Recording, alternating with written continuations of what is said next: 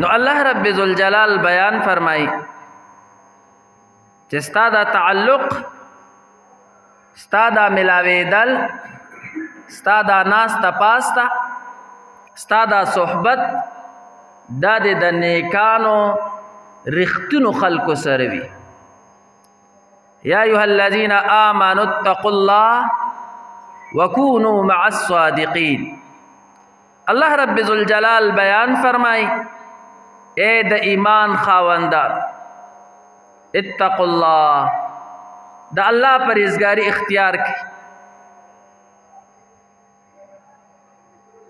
او وکونوا مع الصادقین، او شی تاسو د رښتینو خلکو سره دوستانه د رښتینو خلکو سره جوړه کا.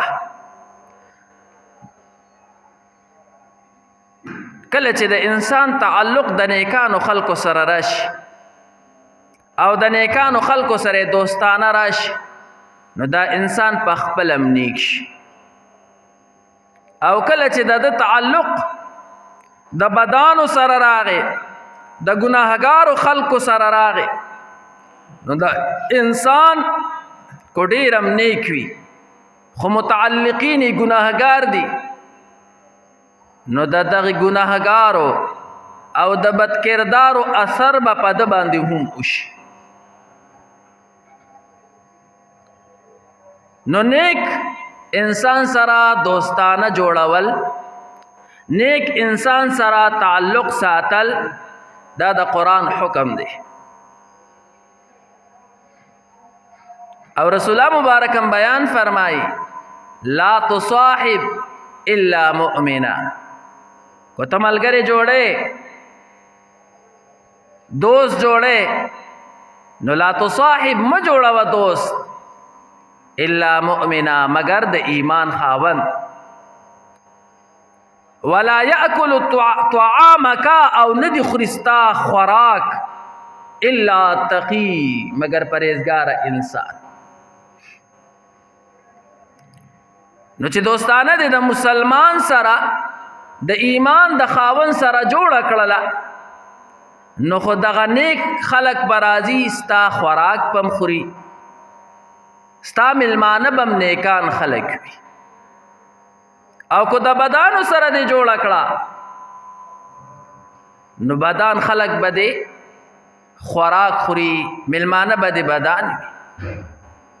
بیا آقا نامدار محمد رسول الله صلی الله علیه وسلم بیان فرمائی چې د نیک صحبت او د بد صحبت یو مثال رسول الله مبارک بیان کړی دی. چې یو انسان د بد صحبت سره تعلق لري، نو د دې مثال داسې دی چې لکه یو انسان د یو بټۍ والا سره چې اور بلی او بنۍ ورته لګولې ده، د هغه سره کینی، نو هلته خامخا لوګي وي، هلته خامخا د دې اور نه بسر کې الوزي، هلته خامخا ګند به وي. نو وایي چې دې کله د دې بټۍ والا خواله لاړ شي، نو کو نور دته هیڅ نقصان ونه رسیږي، نو پجامو باندې به بسر کې را پریوزي، یا دغلتا لوګي به پجامو باندې ولګي، او کو نور سم نوي، نو سو وخت پورې خو په یو ګنده ماحول کې وخت تیر کو. نو وای بد انسان سره تعلق او د بد انسان صحبت دغه رنګې دی چې کو نور سم نوي، نو سنا اثر به در باندې خامخا د بد انسان وي. او د نیک مجلس او د نیک صحبت مثال رسول الله مبارک بیان فرمایي چې دا د یو خوشبو والا دی، د یو عطر والا دی، چې د عطر والا دکان ته ورشي، نو خامخا عطر به در باندې ولګي، او کو عطر در باندې اون لګي، نو نور خلق به عطر اخلي، د هغې نه به خوشبو محسوسه کې، او کو نور هیڅ نه وي، نو یو ښکلی ماحول کې خو بس وخت تیر کې. نو د نیک صحبت اثر هم دغه رنګه دی. حضراتو د نیک مجلس او د نیک صحبت اثر خامخا وي. دغه شانتي د بد مجلس او د بد صحبت اثر هم وي. نو وای کله چې ته دوست جوړې رسول الله مبارک بیان فرمای مومن دوست جوړ کا. نو په اسلام کې دوستانه تعلق جوړول دا یو اهم کردار لري. خو ستا دا تعلق او ستا دا دوستانه چې د نیکانو خلکو سره وي، بزرگانو خلکو سره وي، او بیا کله چې وای دوست وفات شو، تعلقدار د وفات شو، نو چې دا هغه چا سره تعلق بیا اغوی لزه. د مسلم شریف حدیث دی. رسول الله مبارک با ام ایمن رضی الله عنها دا یو زنانه ده چې دا د رسول الله مبارک د والد صاحب وینځوه او د هغوی د وفات نه بیا رسول الله مبارک ته رسېدلې وه. نو د رسول الله مبارک ډېر زیات پرورش هم کړی دی ام ایمن رضی الله عنها. او رسول الله مبارک پرورش کو د هغې نه بعد چې رسول الله مبارک لوی شو، نو رسول الله مبارک دا آزاد کړه او بیا ورسره احسان دا وکړو چې دا یې زید ابن حارثه رضی الله تعالی عنه له په نکاح ورکړه. نو رسول الله مبارک پرورش یې کړو. نو رسول الله مبارک په د دې خواله تو او دې سره به دغه خوشطبي کوله او دغه تعلق یو. نو رسول الله مبارک چې کله وفات شو، اوس پر رسول الله مبارک ام ایمن لتو او هغې سره به صحبت اختیارو.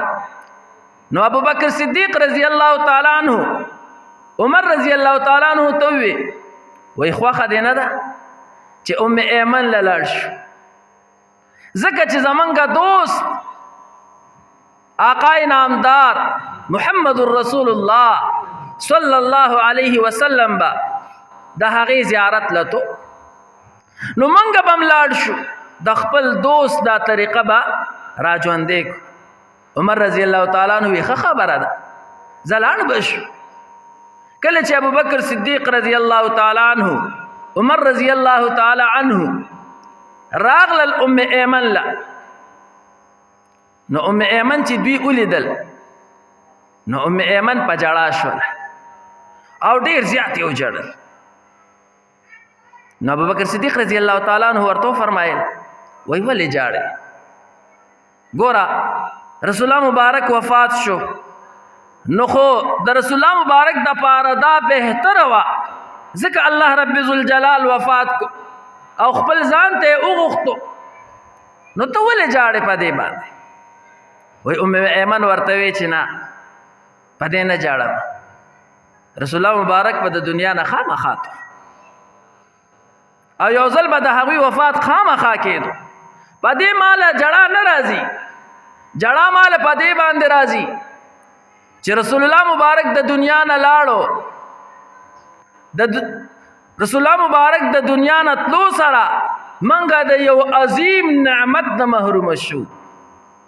هغه عظیم نعمت کله چې رسول الله مبارک ژوندی و، نو رسول الله مبارک باندې به وحی نازلېده، قرآن نازلېدو، او رسول الله مبارک وفات شو، نو منګه د یو لوی نعمت نه محروم شو.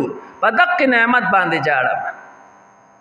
وی کله چې ابوبکر صدیق رضی الله تعالی عنہ عمر رضی الله تعالی عنہ دا واوریدل نو هغوی هم ډېر زیات وجړل چې واقعي منګه خو د یو لوی نعمت نه محروم شو چې نزول د قرآن به کېدو په آقای نامدار محمد رسول الله صلی الله علیه وسلم باندې به وحی نازلېدله، منګه د نعمت نه محروم شو. هغوی هم ډېر زیات وجړل. محدثین دغلته وایي چې د چا سره د دوستانه وي د دې حدیث نه دا استدلال کوي چې د چا سره د دوستانه وي تعلق وي او هغه وفات شو نو د هغه چې د چا سره تعلق دی هغوی سره تعلق قایم کړه. دغه د ابوبکر صدیق رضی الله تعالی عنہ عمر رضی الله تعالی عنہ د ایمن خواله پس وجه باندې زی ځکه چې د دوی دوست آقا نامدار محمد رسول الله صلی الله علیه وسلم بت نو دوستانا تعلق ساتل د دینه بغیر ژوند نه تیریږي. خامخا بستا په ژوند کې تعلق راځي، خامخا بستا په ژوند کې میل ملاپ راځي. خدغه دوستانا بچا سره ساتي. نو آقا نامدار محمد رسول الله صلی الله علیه وسلم بیان فرمای لا تصاحب الا مؤمنا، ملګری ما جوړوا مگر د ایمان خاوند جوړ کا. اوس د دې مسلمان د دوستانه حکم ولې دی؟ کله چې ستا د مسلمان سره تعلق وي، د مسلمان سره د دوستانه وي، نو یو حدیث مبارک کې راځي چې ادا ارواح چې کوم دي جنود مجنده، دا روحونه چې کوم دي دا لخرې وي په عالم ارواح کې. چې کله منګه دا تمام انسانان الله رب ذوالجلال د حضرت آدم علیه السلام د شان د دې ذره په مقدار باندې نه په شکل کې شکل عمدق انسانیو په وادي نعمان کې منګه را بهر کړو تمام روحونه. نو دا لخر د دې روحونو دا لخر وي، نو دا روحونه چې کوم ځای کې وو یوځای نو په دنیا کې هم دقه شانتي دوی به یوځای یو بل به پیژني او عمدغه رنګې دا میل ملاپ په آخرت کې می. نو ګوره په دنیا کې د چا سره تعلق وساتو، ستا روح چا سره خوشاله دي، نو په آخرت کې به هم هغه سره.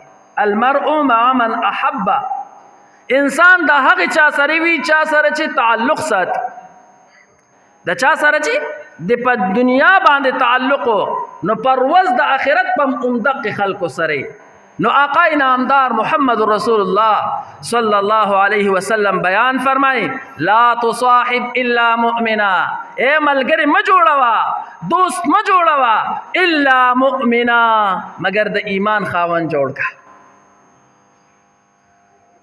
ځکه چې دا بستا په آخرت کې پکار راځي. او قرآن کې راځي چې دا دنیا دار دوستانان چې کوم دي دا په ورځ د قیامت باندې د یو بل دشمنان وګرځي.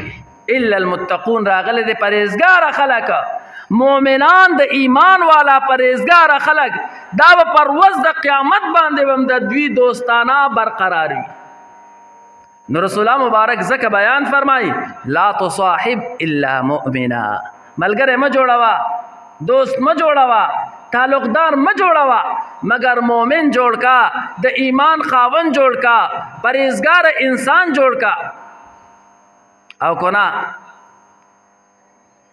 دوست بد جوړ کو، تعلق دې د بد انسان سره جوړ کو، نو چې هغه سکی هغه بتم کې پرواز د قیامت بتاتم نقصان ورسیږي.